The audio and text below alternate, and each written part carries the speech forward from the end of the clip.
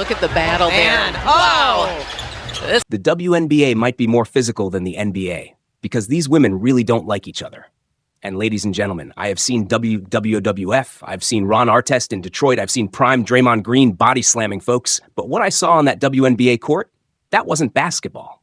That was prenatal rage mixed with unpaid overtime energy. These women weren't hooping, they were throwing hands with hoop accessories. And the internet? Oh, the comment section turned into a gender studies class led by Andrew Tate and Al Bundy. So today, we're not sparing anybody, not the players, not the fans, not the Caitlin Clark defenders, not the estrogen philosophers. Everybody's getting roasted.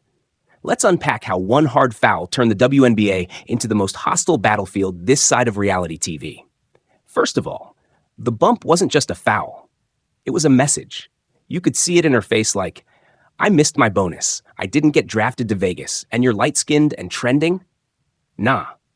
Homegirl lined her up like she was back in high school fighting for the last curly fry at lunch. It wasn't a basketball move. It was WrestleMania with a WNBA logo. And then she stood up all proud like she just saved the multiverse. Sis, you didn't end the play. You just exposed the unpaid trauma therapy we all need. Let's go to the comments. The place where logic dies and chaos thrives. She straight rocked her. Let me watch some more WNBA. You weren't watching when they were hooping. But now that it looks like Love and Basketball turned into Bad Girls Club, suddenly y'all locked in. This ain't basketball to you. This is Jerry Springer with free throws. Women understand women, and they hate each other. Al Bundy. You really just quoted a fictional shoe salesman from a 90s sitcom like he's the Dalai Lama. If you're taking gender psychology from a man who lost every argument to Peg, I'm gonna need you to log off, sir. Too much estrogen. Browse said this like he did a lab test mid-game. Y'all went from let them play to let's blame hormones real quick. Next, you'll be blaming the moon for missed layups. And then, it turns into the Caitlin Clark Chronicles. They don't know how to play the game. That's why they beat up on Clark. She's the only one who knows how to play. Sir, you watched one highlight on Twitter and suddenly think Caitlin Clark is Jordan, Magic, and Bird combined. These are professionals. You don't make it to the WNBA because you won a shooting contest at Planet Fitness. And let's keep it 100. Y'all don't care about women's basketball. Y'all care about Caitlin Clark being the main character in your imaginary drama. You're not watching because she's great. You're watching because you want to see her get fouled, get up, and spark outrage. It's not basketball to you. It's a social media episode of Survivor. Very true. Women are vicious to one another. Cool. So now you're a gender sociologist because of a screen foul? Y'all turn every on-court moment into a TED Talk on female friendships. Women hate women. It's science.